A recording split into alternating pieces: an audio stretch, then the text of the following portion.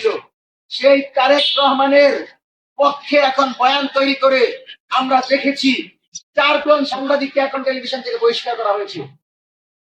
যারা এটা করিয়েছে তারাই আমাকে বলেছিল, তারাই খালেদা জিয়ান কটাক্ষ করেছিল, তারাই ছিল। সুতরাং তারেক রহমান যেন নতুন নতুন বন্ধুদেরকে আপন না মনে করে ফ্যাসিবাদী আমলে যারা নির্যাতনের শিকার হন, রহমানের মতো তাদের রক্ত মাটিতে ঝরেছে, তাদেরকে যেন আপনি আপন মনে করেন। আপনি তাদেরকে আপন করবেন না। দীর্ঘ সময় আপনার বিরুদ্ধে, আপনার মায়ের বিরুদ্ধে লাগাতার করেছে। সুতরাং সময় টেলিভিশন এই সকল পড়েছি আমরা বুঝি আপনারা কি করেন, বাংলাদেশের সকল মিডিয়া আপনারা ধরে রাখবেন। সেই শেষ আমরা তারেক রহমানের কাছে অনুরোধ করবো, নতুনদের পক্ষে ফ্যাসিবাদী আমলে আপনার যারা অ্যাক্টিভ আছে তাদেরকে কাছে নেন এবং তার অবাধ স্বাধীনতা নিশ্চিত করেন।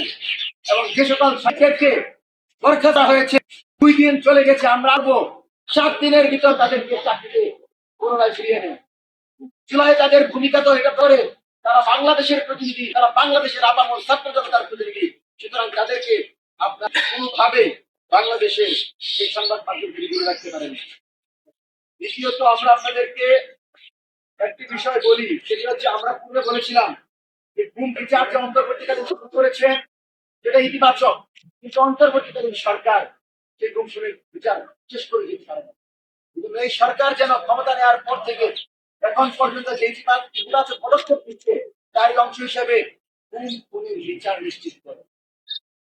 গুম খুনের বিচার আমাদের তারেক রহমান বিডিআরের নাম বিডিআর রাখার ব্যাপারে বলেছিলেন, আমরা বিতর্কভাবে দেখি এবং আমরা বলি তারেক রহমান শাপলা হত্যাকে বিচার করবেন, হত্যা হয়েছে তাদের নিশ্চিত করবে। এই জন্য সরের প্রত্যেকটি পদক্ষেপে আমি ইতিবাচকভাবে দেখছি।